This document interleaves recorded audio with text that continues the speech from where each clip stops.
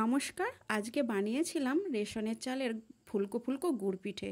একেবারে স্বাদে গন্ধে ভরপুর আর অসাধারণ খেতে হয়েছে। চলুন দেখতে থাকুন। আমি এখানে 1 কিলো রেশনের চাল নিয়েছি। দেখুন চালটা কতটা ফ্রেশ, কোনো পোকা নেই। রেশনের চালে অনেক সময় পোকা থাকে, কিন্তু এই চালটাতে কোনো পোকা নেই। এবার এই চালটাকে আমি ভালো করে জল দিয়ে ধুয়ে নিচ্ছি, 2-3 বার কচলে ধুয়ে নিচ্ছি। যতক্ষণ না এই জল সাদা ঘোলা ভাবটা কেটে যে পরিষ্কার জল আসছে, ততক্ষণ আমি চালটাকে কচলে ধুয়ে নিচ্ছি।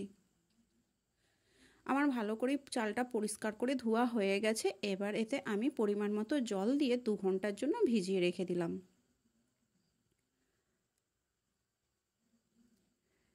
দেখুন 2 ঘন্টা পরে আমি চালটাকে ভালো করেই এবার ছেঁকে নেব। ভালোভাবেই আমার ভিজে গিয়েছে।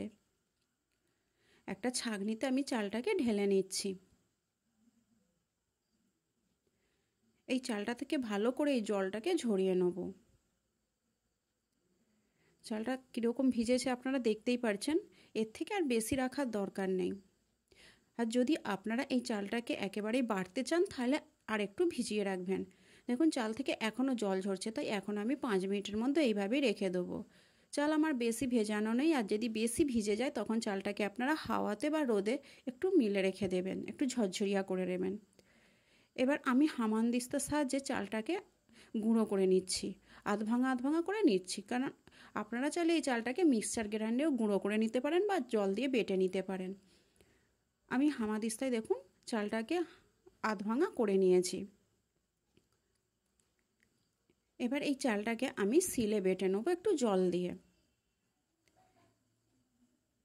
এতে একটু আমার সুবিধা হলো, আগে থেকে যেহেতু আধ ভাঙা করে নিয়েছি, সেই জন্য আমার শিলে বাটতে অতটা আর কষ্ট হচ্ছে না।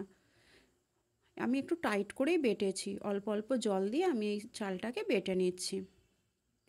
আমার সমস্ত চালটাই ভালোভাবে বাটা হয়ে গেছে। দেখুন আমি এইভাবেই টাইট করে বেটে নিয়েছি। আপনারা চাইলে মিক্সচার গ্রাইন্ডে একেবারেই বেটে নিতে পারেন।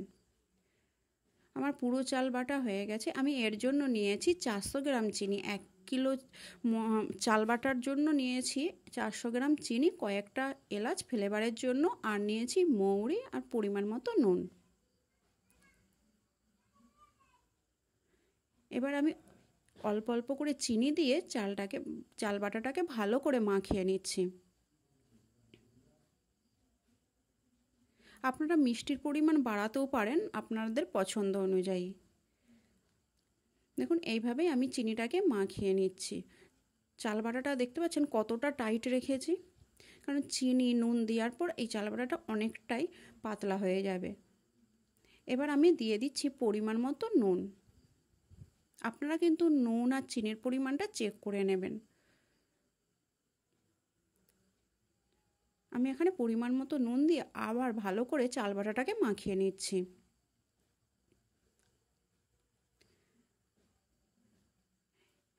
আমার চাল বাটাটা যেহেতু খুব টাইটেই বেটেছিলাম, সেই জন্য আমি এখানে অল্প একটু জল দিয়ে রেখে দিচ্ছি। দেখুন ভালো করেই আমি কিন্তু জল দিয়ে মাখিয়ে নিচ্ছি।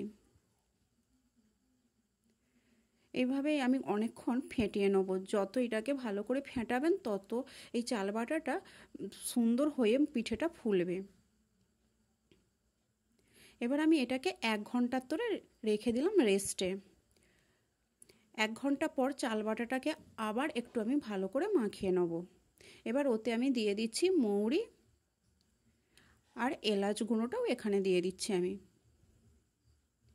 এলাচ গুঁড়ো দিলে না এতটাই সুন্দর ফ্লেভার হয়, আর গন্ধটাও এতটা সুন্দর হয়। এবার ভালো করে আমি এটাকে মাখিয়ে নিচ্ছি। দেখুন 1 ঘন্টা রেস্টে রাখার পর চাল বাটাটা আরও টাইট হয়ে গিয়েছে। এটাতে আমি আরও একটু জল দেবো। আমি এখানে জলের পরিমাণটা এইভাবেই দিচ্ছি যে যতটা আমার ব্যাটারের পাতলা দরকার ততটা আমার করার জন্যই অল্প অল্প করে জল দিচ্ছি। কিন্তু একেবারে জল দিলে চলবে না, কেন এতে চিনি নুন গলে যেয়ে আরও হয়তো পাতলা হয়ে যেতে পারে, তখন বুঝতে পারবেন না। ঠিক 1 ঘন্টা রেস্টে রাখার পরেই আপনারা অল্প করে জল দিয়ে দেখতে হবে যে কতটা ঘনত্ব আছে।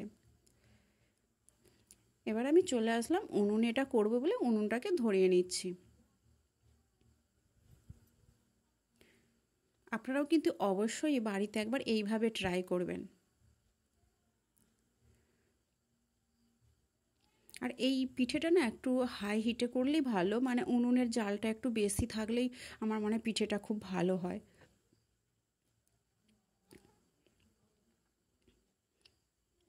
আপনারা গ্যাসেও করে নিতে পারেন এই পিঠে। আমি উনুনটাকে ভালো করেই ধরিয়ে নিলাম। এবার বসিয়ে দিচ্ছি কড়াই। আমি এখানে পিঠেটা সাদা তেলে ভাজছি, আপনারাও সাদা তেলেই ভাজার চেষ্টা করবেন। আমি বেশ কিছুটা তেল দিয়ে দিলাম এখানে। এবার গরম তেলে এক এক করে বেটার দিয়ে আমি এবার পিঠেগুলো করে নিচ্ছি। আমি কয়েকটা পিঠেই আপনাদেরকে করে দেখাচ্ছি, কতটা সুন্দর হচ্ছে আপনারা শুধু দেখুন। একেবারেই লুচির মতো ফুলকো, আর খেতে তো খুবই সুন্দর। সে তো আপনারা যদি বাড়িতে ট্রাই করেন বুঝতেই পারবেন যে কতটা খেতে সুন্দর হয়। আপনাদের মনেই হবে না যে এটা রেশনের চাল বলে।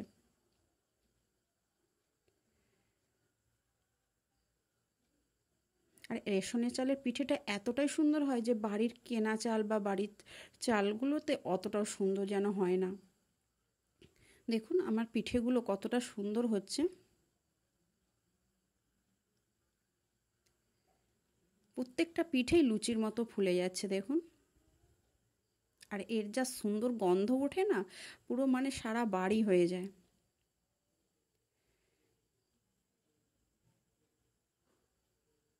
আমি এইভাবেই কয়েকটা পিঠে করে দেখাচ্ছি।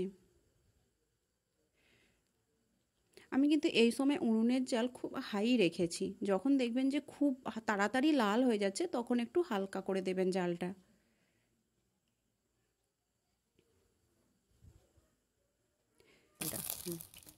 আমি বেশ কিছু পিঠে আপনাদেরকে করে দেখালাম।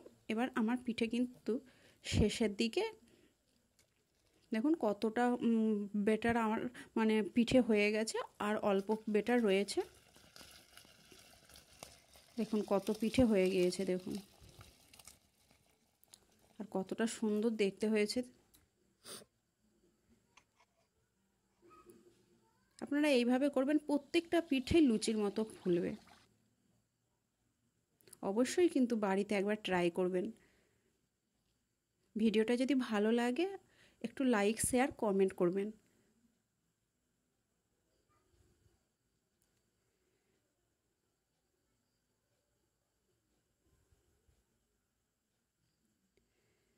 এইভাবেই আমি প্রত্যেকটা পিঠেই করে নিয়েছি।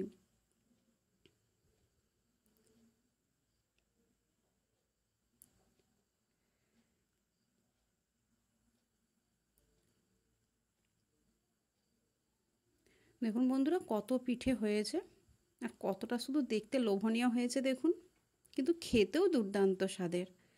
আমি পিঠেগুলোকে একটি থালার মধ্যে সাজিয়ে নিচ্ছি।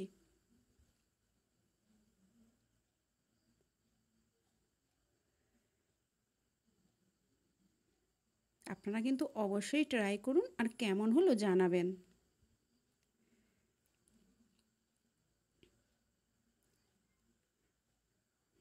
বন্ধুরা পাশে থাকার জন্য ধন্যবাদ।